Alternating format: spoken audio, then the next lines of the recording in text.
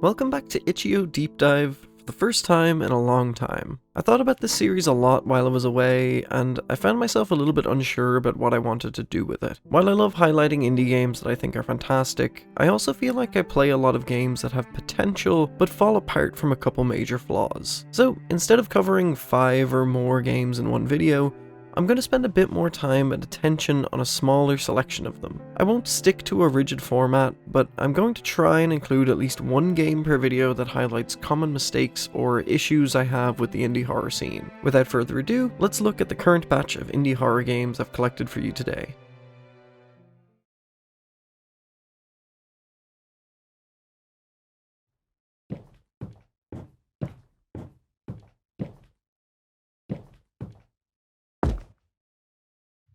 I love artsy indie horror games, and The Butterfly is one of the best I've played in months. The Itch.io page features a one-line description for the game. Layla is sick. You should help her. Some indie horror games build atmosphere from moment zero. I'm always impressed when I see a store page for a game that really makes me stop and appreciate it. The dark forest background, the harsh red text, and of course the logo, which is absolutely horrifying. Before you even hit play on the title screen, with its minimal text and looping heartbeat, you know what kind of game to expect. Starting the game drops you immediately into a house with no further explanation. This is one of those games that doesn't stop to explain anything to the player. You'll have to figure things out for yourself. The first room you enter triggers a title screen for the first chapter. Egg. I know it seems like I'm really harping on this one, but I want to stress how much I love this game's style. The low poly textures are nothing new, but the way the developer uses fog and shading to make everything look grimy is really effective. On the table you'll find a note which simply reads, "Layla, please eat something today. It hurts me to see you like this. Love you."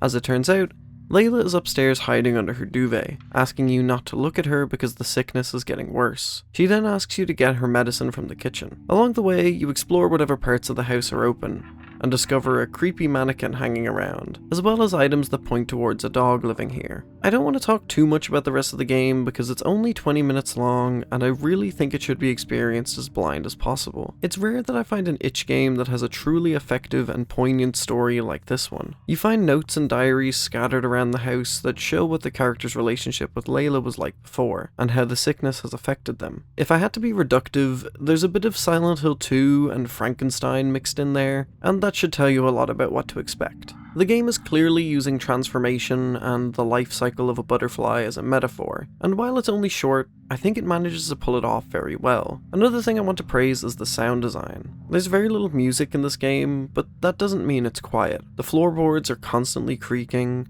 there's always some noise coming from somewhere, and it aids the incredibly oppressive atmosphere in the house. It's so simple, but I love the sound effect on the title transitions.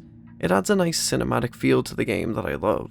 There's also a scare in this game that's kind of tropey, but still really got me, although I won't spoil it here. I personally think that horror as a genre is a great outlet for darker stories and themes that people might not like to think about, but are absolutely important to discuss. It's why, when it's done right, psychological horror makes for some of the most powerful and effective horror stories around. The Butterfly might not be everyone's cup of tea, but I think it's an incredibly effective short horror game with a poignant story about obsession, sickness, and grief.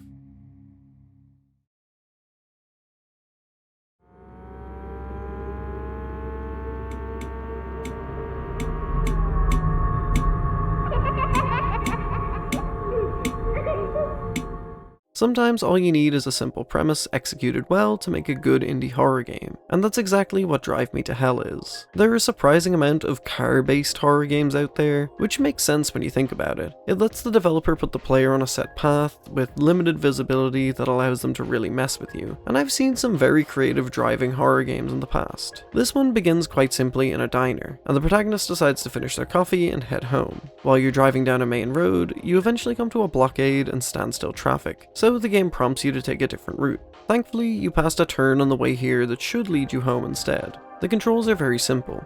You use WASD to drive, you can turn on your lights and honk your horn, as well as having full control of your vision to look around the car. One thing I immediately appreciated is that the car has full working mirrors.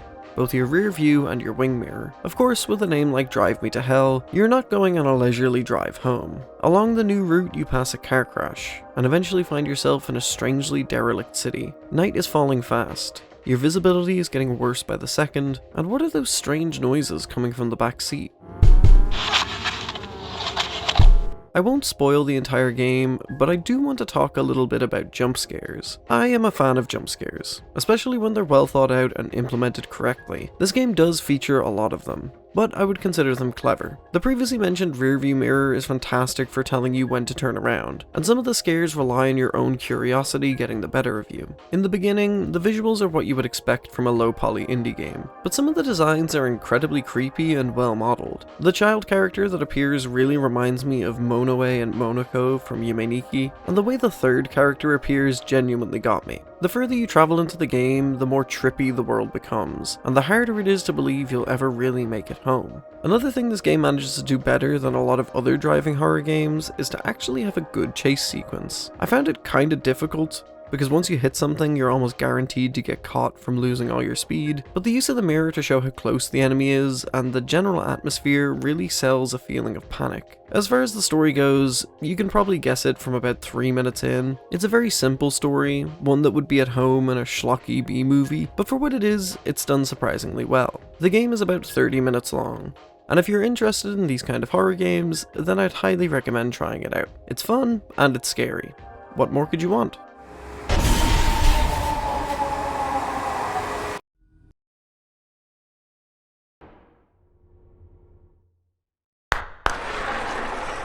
Now to talk about a game that I almost didn't cover because I was worried about coming across too critical, but I think there's a lot to learn from it. Clap Clap is a clear example of YouTuber bait. If you spent any amount of time on Steam and itch looking for horror games, then you know exactly what I'm talking about. These are games that are typically pretty low effort, usually copying some popular trend and packed to the brim with little fourth wall breaking Easter eggs in order to get Queso or Markiplier to play their game. Usually I ignore these games when I come across them, but Clap Clap is interesting enough that I think it's worth talking about. The game begins with you heading to someone's house which you have been hired to house sit while they're away. On the way, you run into his neighbor Marco, who tells you all about this amazing new security system that can control your lights and pretty much everything else in your house. He also tells you about a rash of disappearances that have been plaguing the area, hence why people are buying these security systems. Once you arrive at the correct house, you discover that he also has this system installed, which basically means that you can clap to turn on the lights in each room. This is the primary mechanic of the game, and from a mile away you can tell that someone is going to mess with the lights while you're in the house. After getting acquainted with all the rooms, you go through the typical indie horror busy work checklist of taking out the bins, making food, complete with a surprise jump scare out of nowhere.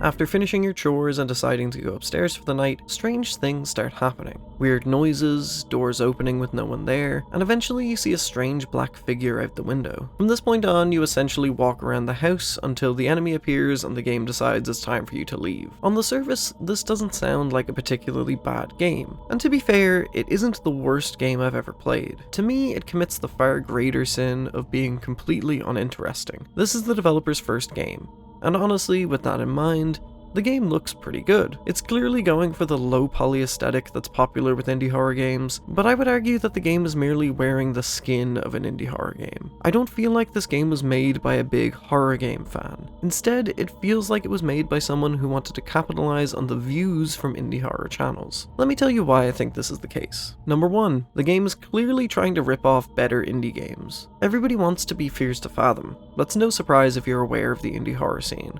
But so many games take the busy work of those games without understanding why they work. There's no tension or stakes in the game. It's just kind of dull. Number 2, the attention to detail is really bad. At one point when the spooky stuff started happening, the music just stopped looping while I was exploring, as if the developer didn't expect anyone to spend more than 30 seconds in the room.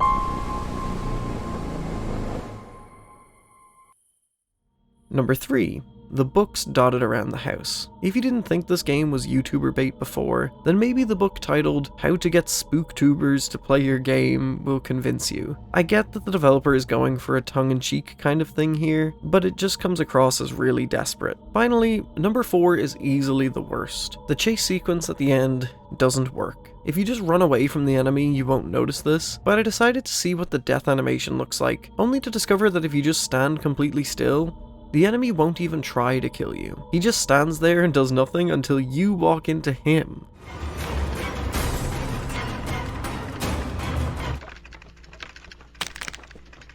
All of these things seem to point towards the developer simply making a horror game because they wanted fame and attention, without actually knowing what makes a good horror game. This might seem harsh, and I'm well aware that I'm kind of giving them what they want with this video, but I would not encourage you to check out this game for yourself. The final nail in the coffin for me was the painfully obvious use of AI-generated voices in the trailer for their second game that plays at the end of this one, which means I won't be checking out any games by this developer in the future. There are so many talented indie horror developers out there who actually want to make something unique and interesting. Don't give these kinds of games your time, even if they're free.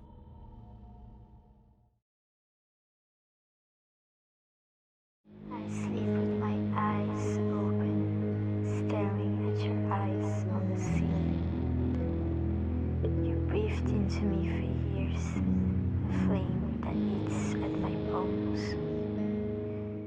Back to something a bit more palatable. I'm a bit late to the party on this one, but I recently played the demo for Lacey's Flash games and was incredibly impressed. I might make a longer video on this game once it officially releases, but the important thing to note is that this is part of a wider story / ARG about a fictional 2000s Flash game website. In the lore, the developers of the game are uncovering and restoring old files in order to revive this website they remember from their childhood. There's a YouTube channel, animated skits, a dev blog, and so much more to explore. But for now, I'm going to focus entirely on the demo itself. When you first boot up the game, you'll notice that it doesn't play like a typical game. Rather than opening a single window for you to interact with, the game uses a number of smaller windows that act like pop-ups on an old website. One window shows a character named Grace, who acts as your guide for exploring the website. She tells you that most of it is still a work in progress, so you should look around and try to find any secrets that might unlock more content. The only thing available in the beginning is a minigame called Lacey's Wardrobe, which is essentially one of those old dress-up Flash games that were popular in the 2000s. Later, you unlock Lacey's Pet Shop, which is a similar drag-and-drop game,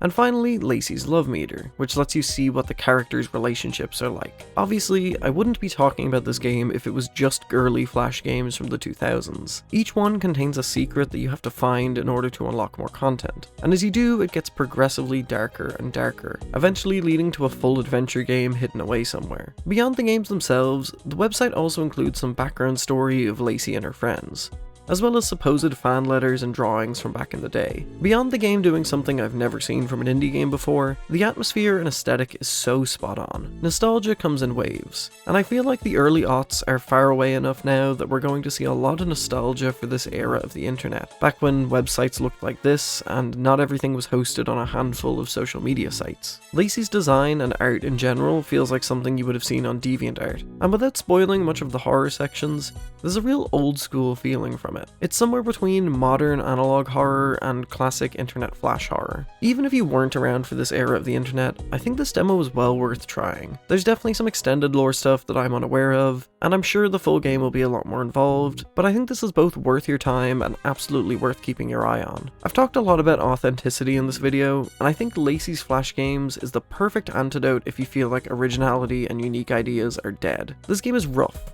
The voice acting is not particularly good, but it has so much heart. It clearly comes from a place of deep affection for the early internet era, and there's also some very sinister themes about girlhood lying just under the surface. Lacey is a surprising breath of fresh air for someone from 2004. I highly recommend keeping an eye on her.